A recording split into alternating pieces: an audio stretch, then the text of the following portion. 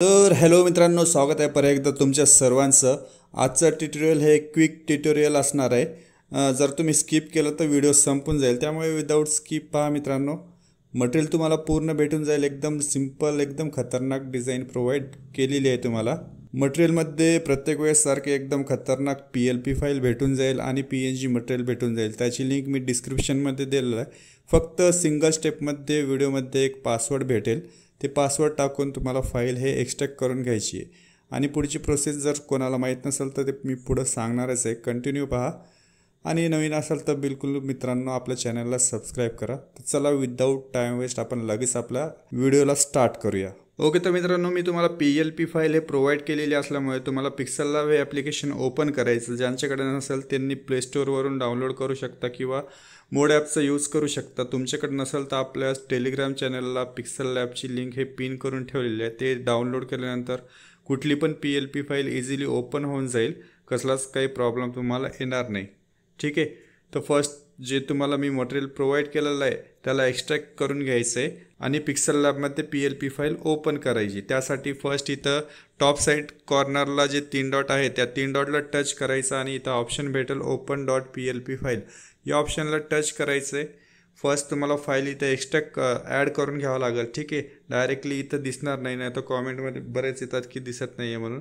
First इथं .plp या ऑप्शनला touch करायचं आहे आणि ज्या पण फोल्डरमध्ये ती फाईल तुम्ही एक्स्ट्रॅक्ट करून ठेवलेली आहे त्या फोल्डरमध्ये जाऊन फर्स्ट इथं आपण आपली फाईल हे ॲड करूया. ठीक आहे, तर माझी पिक्सेल लॅब याच फोल्डरमध्ये असणार आहे. श्री गणेश चतुर्थी 2024 या नावाने मी ते फाईल सेव्ह केलेली आहे. ठीक आहे, तर त्या फाईलला टच करायचं आहे आणि ओपन अँड ॲड करून घ्यायचं. मी ऑलरेडी ॲड केलेली असल्यामुळे ओपन ओनली करतो आणि ओके करून बॅक येतो. ठीक आहे, तर ॲज इट इज एकदम खतरनाक तुम्हाला अशी PLP फाईल मी प्रोव्हाइड केलेली आहे. काहीच चेंजेस नाही आहे यामध्ये फक्त तुम्हाला 2-3 चेंजेस करायचे, जे की माझी इमेज आहे, नाव आहे आणि जर वाटल्यास दुसरं काही चेंज करायचं असेल तर ते पण तुम्ही करू शकता. ठीक आहे, तर इथं जे लेअरचं सिम्बॉल आहे या लेअरच्या सिम्बॉलला टच करून तुम्हाला दिसतंय इथं की इथं डिफरंट लेअर मी प्रोव्हाइड केलेलं आहे. यामध्ये काही एक्सचेंज वगैरे काही करायचं असेल तर ते पण तुम्ही करू शकता. तर फर्स्ट आपल्याला काय करायची, जे माझी इमेज आहे ते इमेज इथून डिलीट करायची आणि त्या जागी तुमची इमेज हे ॲड करायची. त्यासाठी फर्स्ट माझी इमेजची लेअर आहे ती डिलीट करा. परत लेअरच्या सिम्बॉलला टच करून त्याच्याच बाजूला जे प्लसचं सिम्बॉल आहे त्याला टच करायचं आणि फ्रॉम गॅलरी या ऑप्शनचा यूज करून ज्या पण फोल्डरमध्ये तुमची PNG कटआउट आहे त्या फोल्डरमध्ये जाऊन तुमची PNG हे इथं ॲड करायची. क्रॉप करायचं असेल तर तुम्ही क्रॉप करू शकता.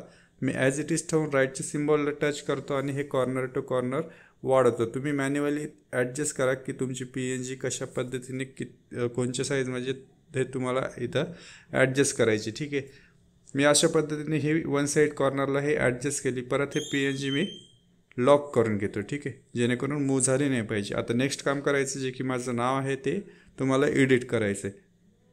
त्यासाठी परत लेअरच्या सिम्बॉलला टच करायचं. जिथं नेमिंगची लेअर दिलेली आहे त्या लेअरला टच करून अनलॉक करून घ्यायचे आणि परत लेअरच्या सिम्बॉलला टच करून या टेक्स्टला तुम्ही डबल टच करायचं. ठीक आहे, किंवा इथं एच्या सिम्बॉलला टच करून इथून एडिट पण करू शकता.